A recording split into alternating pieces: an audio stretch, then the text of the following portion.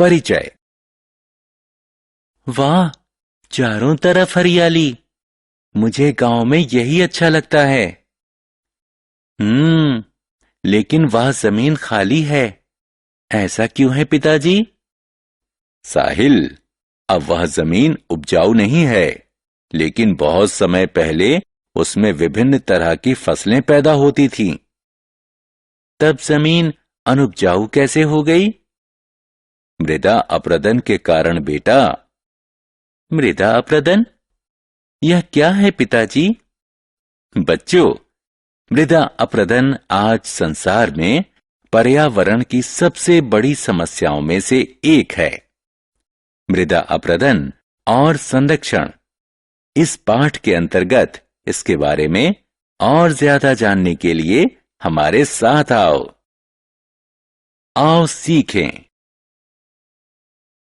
मृदा अपरदन को परिभाषित करना, मृदा अपरदन के कारणों को बताना, पर्यावरण पर मृदा अपरदन के पड़ने वाले प्रभावों का वर्णन करना, मृदा अपरदन के रोकथाम के उपायों की चर्चा करना।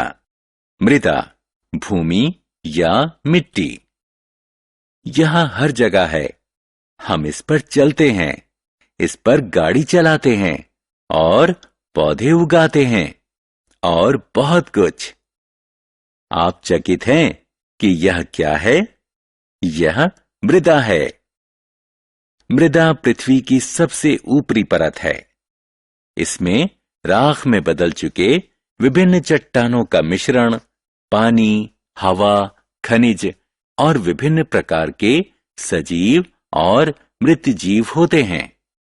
यह पौधों की वृद्धि के लिए प्राकृतिक माध्यम उपलब्ध कराती है।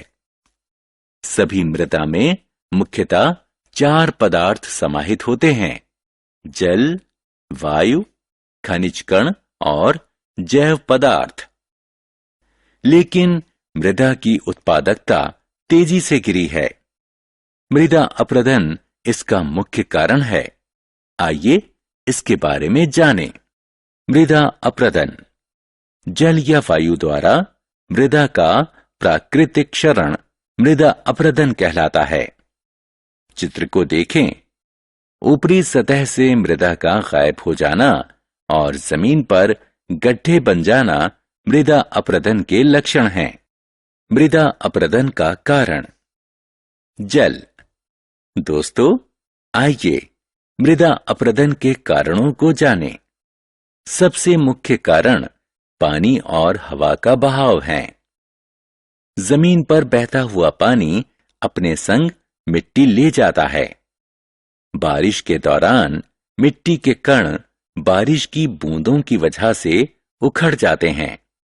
बहते हुए पानी के साथ मिट्टी के कण भी बह जाते हैं। बाढ़ भी मृदा अपरदन का एक मुख्य कारण है। मृदा अपरदन का कारण। हवा। मृदा अपरदन के लिए जिम्मेदार दूसरा कारण हवा है। हवा मिट्टी के महीन कणों को उड़ाकर दूर ले जाती है। आंधी के दौरान यह मिट्टी के बड़े कणों को उड़ाकर दूर ले जाती है। मृदा अपरदन का कारण मानवीय गतिविधियां।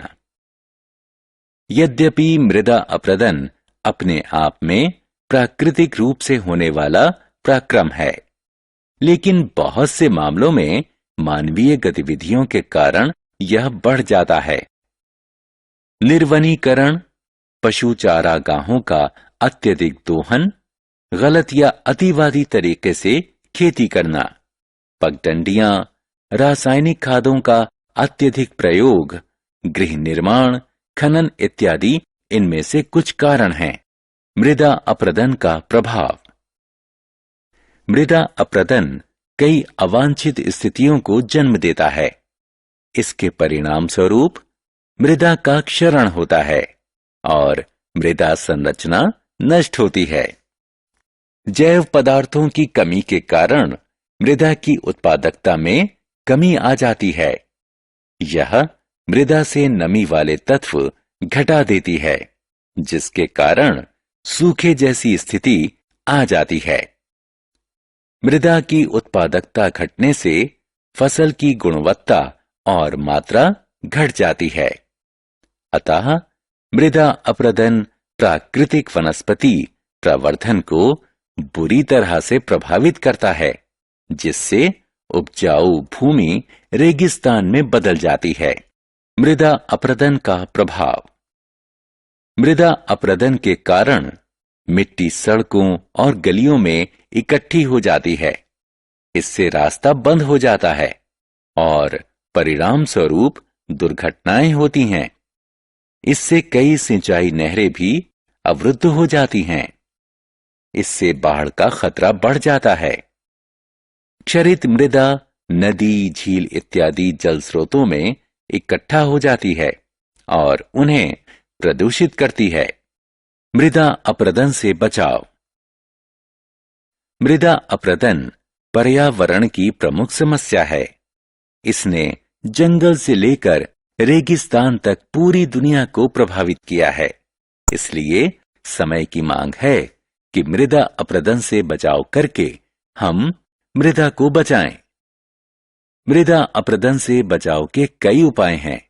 सबसे प्रचलित उपाय है अधिक से अधिक पेड़ लगाना। पेड़ की जड़ें मिट्टी को मजबूती से पकड़ती हैं और उसे आसानी से बहने नहीं देती।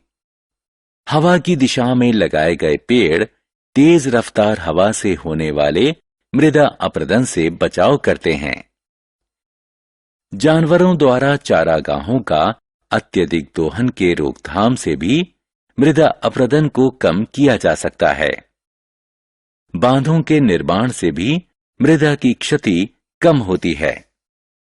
खेती की कुछ आधुनिक तकनीकी के प्रयोग की आवश्यकता है।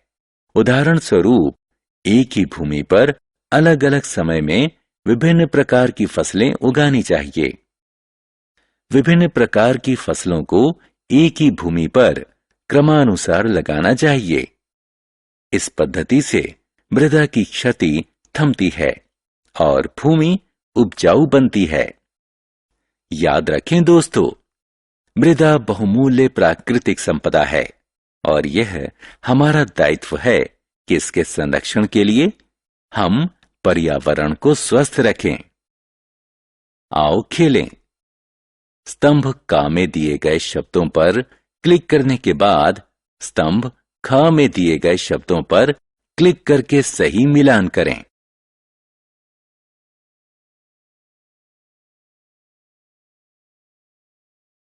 हमने क्या चर्चा की? मृदा पृथ्वी की सबसे ऊपरी सतह है।